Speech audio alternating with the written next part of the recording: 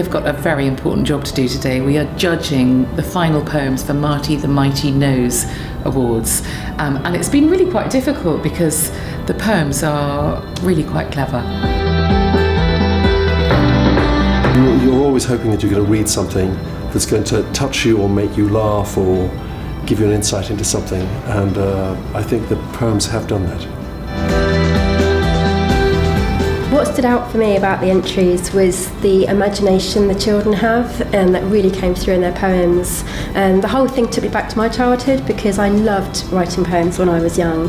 What really stood out to me was how clever they all were with their words and how they were really evocative, and the way that they used their vocabulary. I mean, at some points I actually lifted up the page to smell it, because you really felt that you could smell the fireworks, and you could smell the marshmallows, and you could smell the wet leaves in the woods and everything. They were really, really good. So which one do you think out of these two? I think this is quite clever. Yeah. Isn't it? I agree. It shows that someone's really thought about it. And I like that they put right. Yeah. And all the smells too. Yeah.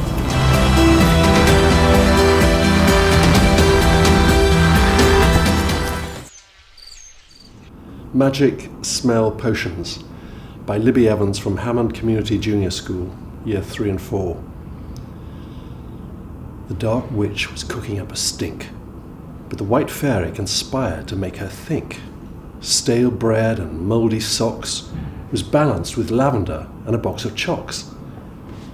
The dark witch was cooking up a stink, but the white fairy conspired to make her think. Damp wood and snail slime was balanced with golden dust and a piece of thyme.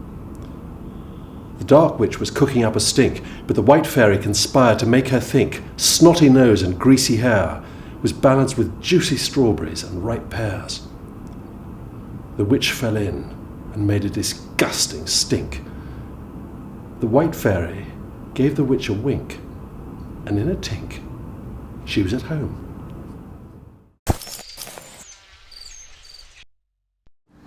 No Nose by Kim, Our Lady Immaculate School. Wouldn't it be terrible if we didn't have a nose? What would we blow if we had a cold? Is there anybody who knows? What would we rest our spectacles on? Our chins, I suppose. Wouldn't it be terrible if we didn't have a nose?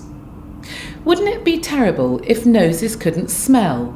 Everything would look the same, but nobody could tell the difference between burnt toast and Sunday roast, pork pies and French fries, mushy peas and stinky cheese, ice cream and sour cream, and other stuff as well. It would still taste quite delicious, but nobody could tell. Wouldn't it be terrible if noses couldn't smell?